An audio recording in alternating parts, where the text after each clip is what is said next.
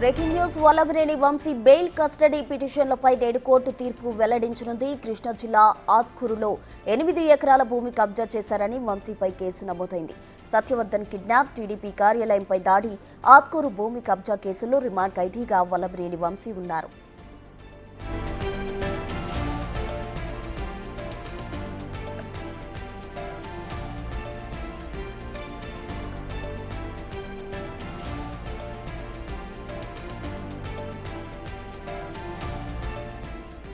Vallabhaneni Vamsi bail అలాగే custody petition కు సంబంధించి ఈరోజు కోర్టు తీర్పు వెల్లడించనుంది. కృష్ణా జిల్లా ఆత్కూరులో 8 ఎకరాల భూమి కబ్జా కేసుకు సంబంధించి రిమాండ్ ఖైదీగా ఉన్నారు వల్లభనేని వంశీ. అటు సత్యవర్ధన్ కిడ్నాప్ కేసు కావచ్చు, అలాగే టీడీపీ కార్యాలయంపై దాడి, వీటన్నిటికీ సంబంధించి కూడా వల్లభనేని వంశీ రిమాండ్ ఖైదీగా ఉన్నారు. ఆత్కూరు భూమి కబ్జా కేసులో రిమాండ్ ఖైదీగా ఉన్న వల్లభనేని వంశీకి సంబంధించి బెయిల్ పిటిషన్ అలాగే కస్టడీ పిటిషన్ కు సంబంధించి ఈరోజు కోర్టు తీర్పు వెల్లడించనుంది.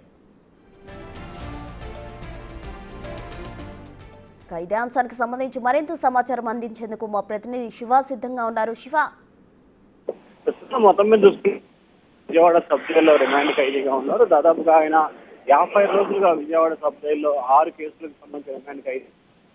గన్నవరం నియోజకవర్గం పరిధిలో 4 కేసులు, సత్యవర్ధన్ కిడ్నాప్ కేసులో 1, అలాగే గన్నవరం టీడీపీ కార్యాలయం దాడి ఘటనలో మరొక దాంట్లో మొత్తం 6 కేసుల్లో వల్లభనేని వంశీ రిమాండ్ ఖైదీగా ఉన్నారు. ఒక కేసులో ఆయనకి బెయిల్ మంజూరు చేసింది. మిగిలిన 5 కేసుల్లో కూడా ఆయన ప్రస్తుతం రిమాండ్ ఖైదీగా ఉన్నారు. తాజాగా ఆత్కూరుకు సంబంధించిన పోలీస్ పరిధిలో భూమి కబ్జా చేసి బెదిరింపులకు పాల్పడి బలవంతంగా లాక్కున్న దానికి సంబంధించి కూడా ఏదైతే ఫిర్యాదు చేశారో ఆ ఫిర్యాదుకు సంబంధించి కూడా ఆత్కూరు పోలీస్ స్టేషన్ లో కేసు నమోదైంది. ఈ కేసుకు సంబంధించి కూడా శుక్రవారం రోజు గన్నవరం కోర్టులో అలాగే జిల్లా కోర్టులో వాదనలు జరిగాయి.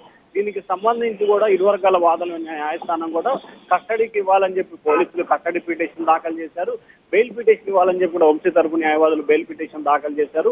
ఇరు వర్గాల వాదనల న్యాయస్థానం కూడా ఈ రోజు కస్టడీ బెయిల్ పై రెండింటికి సంబంధించి తన తీర్పును వెలువరిస్తానని చెప్పి కూడా ప్రకటించింది. ఈ రోజు మధ్యాహ్నం 12 గంటల తర్వాత ఈ రెండింటికి సంబంధించి ఆత్కూరు పోలీస్ స్టేషన్ పరిధిలో ల్యాండ్ కబ్జాకి సంబంధించి వల్లభనేని వంశీ బెయిల్ పిటిషన్ అలాగే కస్టడీ పిటిషన్ రెండింటికి సంబంధించి కూడా తన తీర్పును వెలువరించే అవకాశం కనిపిస్తా ఉంది. ప్రస్తుతం థ్యాంక్ యూ.